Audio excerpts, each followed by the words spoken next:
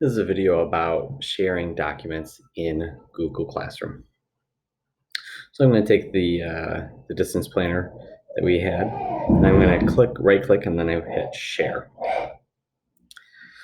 Now this is the basic one where you can maybe type in somebody's email address and then choose whether you want them to be able to edit the files, comment on the files, or just view the files, and you can hit done.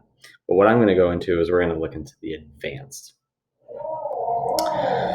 So here we are in the advanced control. It shows that I am the owner, and it shows that Jeff, Cindy, and Kevin, and anybody that is a teacher, like designated as a teacher within the CT resources classroom, can all edit. Now let's say maybe with Jeff, I wanted to change his. I could either make him the owner, I can make it so that he cannot edit, but he can comment, or I can make it so that he could only view. So then this would make it so that he can only view the files, he can't actually edit them. Or if I wanted, I could even take Jeff completely off of the document. You can also set an expiration date. So maybe you want somebody to have a certain amount, have access to a file, but you want it to change after a certain number of days.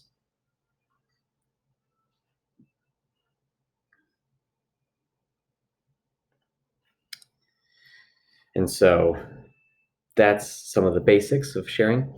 So if you accidentally share something with somebody and you are allowing them to edit, you can actually click it and make it so that they can only view, even after you've done this.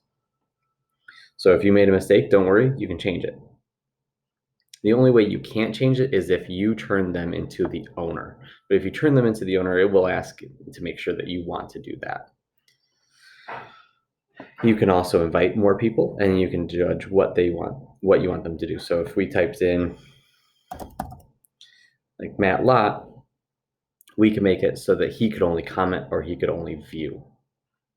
And then you can make it so it notifies them and whatnot. You can prevent editors from changing access and adding new people. So let's say I didn't want Jeff to be able to add anybody else to this document. I can click that.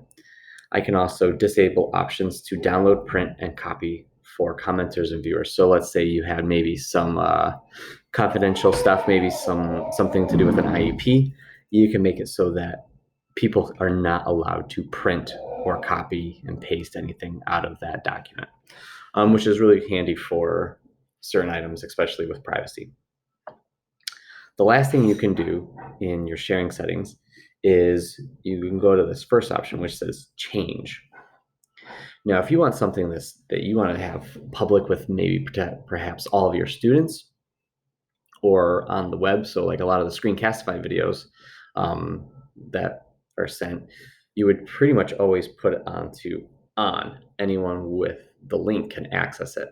Or you can make it so just anybody at TSD BOCES can access it. So if it's something that you want to stay in-house, you can do that.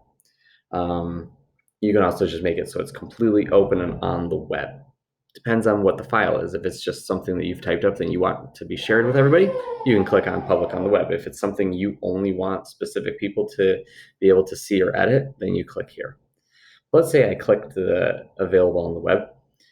I make it so that people can only view, but I could maybe put it on anybody at TSD BOCES, and I could make it so that anybody at TSD BOCES could edit it. So maybe something like a sign-up sheet. That would make sense to have anybody at TSD BOCES that's logged in with their TSD credentials is able to edit.